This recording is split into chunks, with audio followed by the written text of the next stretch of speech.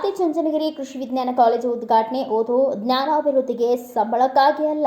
N Cheluvarayaswamy.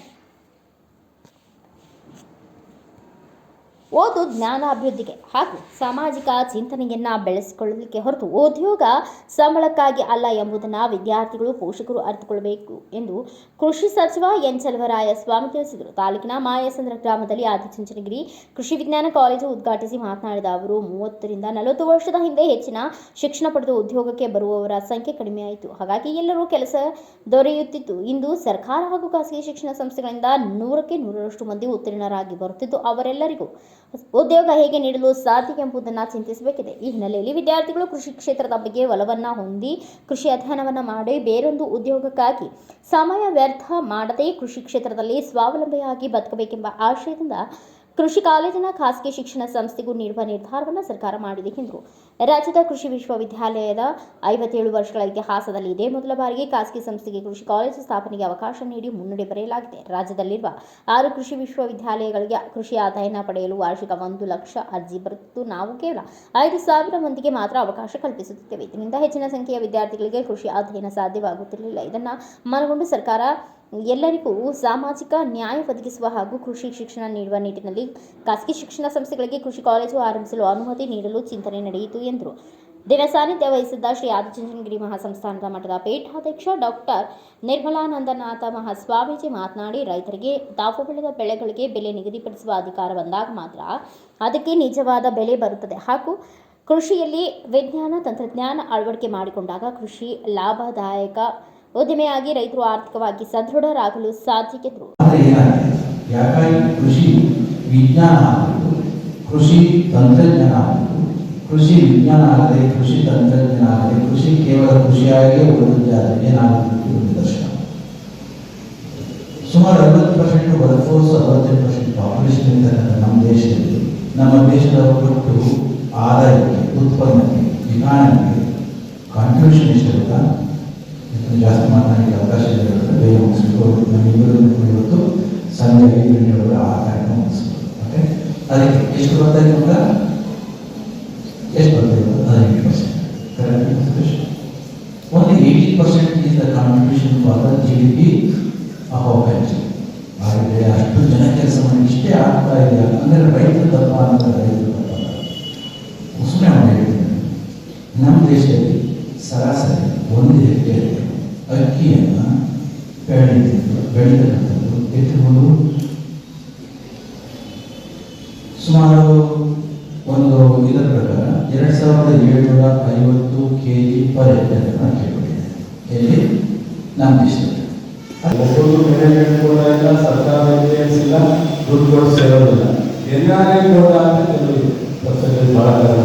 ಅದಕ್ಕೂ ಸಹ ಮೆರಿಟಲ್ಲೇ select ಮಾಡೋದು. ಅದನ್ನು ಸಹ ನಾವು ಇಷ್ಟು 1 ಲಕ್ಷ ಅಪ್ಲಿಕೇಶನ್ ನಾವು ಕೊಡ್ತಾ ಇದ್ದಾರೆ. 5,000 ಮಕ್ಕಳು ಮಾತ್ರ ಅವಕಾಶ. ಅದರಿಂದಲೂ ಸಹ ಒಂದಷ್ಟು ಕಾಲೇಜುಗಳು ಒಳ್ಳೆಯ ರೀತಿಯಲ್ಲಿ ನಡೆಸೋದಾದರೆ ಮಕ್ಕಳಿಗೆ ಕೃಷಿ ಕಾಲೇಜನ್ನೇ ಯಾಕೆ ಆಯ್ಕೆ ಮಾಡಬೇಕು, ಬೇರೆ ಡಿಗ್ರಿಗಳಿದ್ದಾವೆ, ಬೇರೆ ರೀಸೆಂಟ್ ಅನೇಕ ಇದ್ದಾವೆ ಅಂತ ಯೋಚನೆ ಮಾಡೋದಾದರೆ ನಾವು ಅನೇಕರಿಗೆ ಈಗ ಕ್ವಶನ್ ಮಾಡಬೇಕಾಗ್ತದೆ. ನಾವು ಎಲ್ಲರೂ ಉದ್ಯೋಗ ಅಪಾಯಿಂಟ್ಮೆಂಟ್ ಇಲ್ಲ, ಡಿಗ್ರಿ ಮಾಡಿದ್ವಿ, BSc ಮಾಡಿದ್ವಿ, MA ಮಾಡಿದ್ವಿ, MA ಮಾಡಿದ್ವಿ, BBA ನಾವು ಹಿಂದೆ 30-40 ವರ್ಷ ಹಿಂದೆ ಶಿಕ್ಷಣ ಕಡಿಮೆ ಸಿಗ್ತಾರೆ. ಅವತ್ತಿನ ಅನಿವಾರ್ಯ ಪರಿಸ್ಥಿತಿ. ಅವತ್ತು ಮನೆಗೆ ಪಾಸ್ ಆಗ್ತಿದ್ದಲ್ಲಿ ಅದು ಅಪಾಯಿಂಟ್ಮೆಂಟ್ ಸಿಗ್ತಿತ್ತು. ಅನೇಕ ಕಾರ್ಯಕ್ರಮಗಳನ್ನು ಹಮ್ಮಿಕೊಂಡಿರ್ತಕ್ಕಂಥ ಕೃಷಿ ಸಂಸ್ಥಾನ ಬಹಳ ದಿನದ ಕನಸು ಮತ್ತು ನಮ್ಮೆಲ್ಲ ಆರಾಧ್ಯ ದೈವ ಬಾಲಕನಾಥ ಸ್ವಾಮಿಯವರ ಆಸೆಗೂ ಸಹ ಇರುತ್ತದೆ. ಅದನ್ನು ಇವತ್ತು ನಿರ್ಮಾಣ ಸ್ವಾಮಿಯವರು, ನಾನು, ನಮ್ಮೆಲ್ಲ ಅಧಿಕಾರಿಗಳು, ಸರ್ಕಾರ, ಪ್ರಸನ್ನ ಸ್ವಾಮಿಯವರು ಎಲ್ಲರೂ ಸೇರಿ ಇವತ್ತು ಈ ಭಾಗದಲ್ಲಿ ನಮ್ಮ ಮಂಡ್ಯ, ತುಮಕೂರು, ಹಾಸನ ಭಾಗದಲ್ಲಿ ಒಂದು ಖಾಸಗಿ ಒಂದು ಒಟ್ಟಿಗೆ ಒಂದು ಕೃಷಿ ವಿಶ್ವವಿದ್ಯಾಲಯ ಮಾಡುವಂಥ ನಿರ್ಧಾರವನ್ನು ನಮ್ಮೆಲ್ಲರಿಗೂ ಒಂದು ಹೆಮ್ಮೆ ವಿಚಾರ. ಆ ಒಂದು ಉದ್ಘಾಟನಾ ಸಮಾರಂಭ ಬಹಳ ಸಂತೋಷದಿಂದ ಉದ್ಘಾಟನೆ ಮಾಡಿ ಈ ಕಾರ್ಯಕ್ರಮದ ಹಿರಿಯ ಸಾಹಿತ್ಯ ಸೊ ಶ್ರೀ ಶ್ರೀ ಸೋಮನಾಥ ಇವರು ಹೇಳ್ತಾರೆ ಮರಿಬಾರದು.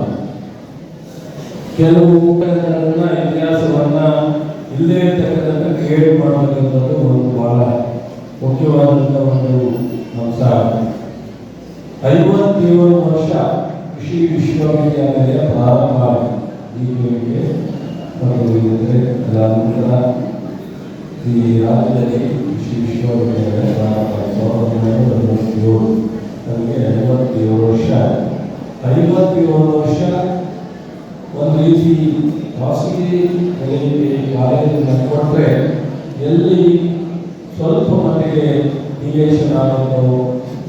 ಸಮಾರಂಭದಲ್ಲಿ ಆದಿಚುಂಚನಗಿರಿ ಮಹಾಸಂಸ್ಥಾನ ಮಠದ ಪ್ರಧಾನ ಕಾರ್ಯದರ್ಶಿ ಪ್ರಸನ್ನನಾಥ ಸ್ವಾಮೀಜಿ, ಸೋಮೇಶ್ವರ ಸ್ವಾಮೀಜಿ, ಚೈತನ್ಯನಾಥ ಸ್ವಾಮೀಜಿ, ಮಂಗಳನಾಥ ಸ್ವಾಮೀಜಿ, ಆದಿಚುಂಚನಗಿರಿ ಶಿಕ್ಷಣ trust CEO doctor N S. Ramegowda, Bengaluru ಕೃಷಿ ವಿಜ್ಞಾನ ವಿಶ್ವವಿದ್ಯಾಲಯದ ಕುಲಪತಿ ಡಾಕ್ಟರ್ ಸುರೇಶ್ ಎಸ್.ಪಿ. ಸೇರಿದಂತೆ ಅನೇಕರು ಉಪಸ್ಥಿತರಿದ್ದರು. Bureau report Girish K Bhat, Bharata Vaibhava news, Turuvekere. Thanks for watching. Read, discuss and debate with editor Dr. Yan Prashant Rao. Wanted reporters in print, digital and visual media for Bharat Vaibhav Daily Newspaper, BV News 5 Channel and BV Fast Web News from all the talukas of Karnataka, Goa and Maharashtra. If interested, send your resume to 9019229369.